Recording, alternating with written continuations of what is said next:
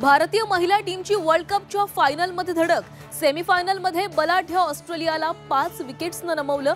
आता विजेतेपदासाठी रविवारी दक्षिण आफ्रिकेशी भिडणार।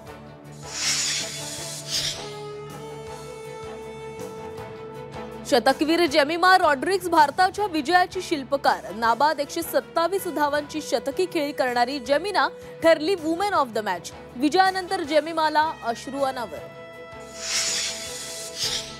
भारत विरुद्ध ऑस्ट्रेलिया दरम्यान आज दुसरा टी20 सामना। पहिला सामना पावसात वाहून गेल्यानंतर दुसऱ्या सामन्यात विजय मिळवण्याचं दोन्ही संघाचं ध्येय। आता आमच्या भेटीगाठी होतच राहणार। उद्धव ठाकरेंच्या राजकीय भेटीबाबतच्या बातम्यांवर राज ठाकरेंचं सूचक वक्तव्य। युतीच्या चर्चांना आणखी बळ।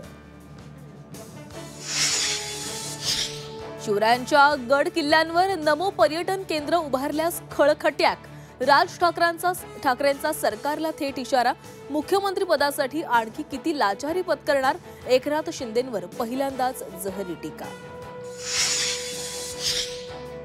मतदार याद्या दुरुस्त केल्याशिवाय स्थानिक स्वराज्य संस्था निवडणुका घेऊ नका। राज ठाकरेंची मागणी। तर 1 तारखेच्या मोर्चाला लोकलनं जाणार असल्याची दिली माहिती। 30 जून 2026 पूर्वी शेतकरी कर्जमाफीबाबत निर्णय घेऊ। सरकारचं बच्चू कडू यांना आश्वासन। कर्जमाफीच्या अभ्यासासाठी उच्चाधिकार समितीची नेमणूक।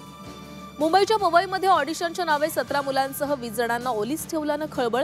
आरोपी रोहित आर्यचा एन्काउंटर करत सर्व ओलिसांची नाट्यमयरित्या सुटका। रुपाली चाकणकरांचं महिला आयोगाचं अध्यक्षपद धोक्यात येण्याची शक्यता। महिला डॉक्टर आत्महत्या प्रकरणी पीडितेच्या कुटुंबियांची अजित पवारांकडे चाकणकरांबाबत नाराजी।